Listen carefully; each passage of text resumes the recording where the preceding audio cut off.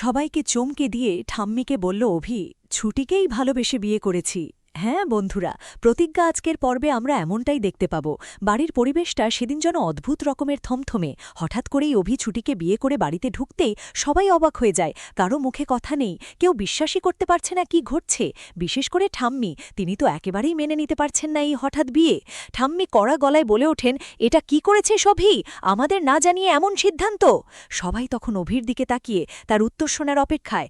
অভি একটু এগিয়ে এসে শান্ত কিন্তু দৃঢ় কণ্ঠে বলে, ঠাম্মি, আমি ছুটিকে ভালোবেসে বিয়ে করেছি, আমি ওকে সত্যিই ভালোবাসি। এই কথাটা যেন মুহূর্তের মধ্যে পুরো ঘরটাকে স্তব্ধ করে দেয়। ছুটি লজ্জায় মাথা নিচু করে দাঁড়িয়ে থাকে, কিন্তু তার চোখে জল, ভালোবাসা আর ভয় মিশে আছে তাতে।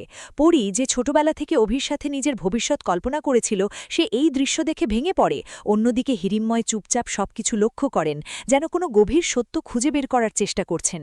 ঠাম্মি আবার বলেন, ভালোবাসা সবকিছু নয়, সংসার করতে গেলে দায়িত্ব লাগে। অভি তখন আরও দৃঢ় হয়ে উত্তর দেয়, আমি দায়িত্ব নিতে প্রস্তুত ঠাম্মি, আমি ছুটিকে কখনো কষ্ট দেব না। এই সাহসী ঘোষণায় বাড়ির সবাই চমকে যায়। একদিকে ভালোবাসার শক্তি, অন্যদিকে পরিবারের নিয়ম, এই দ্বন্দ্বে জমে ওঠে নতুন উত্তেজনা। শেষ পর্যন্ত কি ঠাম্মি এই বিয়ে মেনে নেবেন, নাকি শুরু হবে নতুন ঝড়, সেটাই এখন দেখার অপেক্ষা। ভিডিওটি ভালো লাগলে সাবস্ক্রাইব করে পাশে থাকুন। ধন্যবাদ।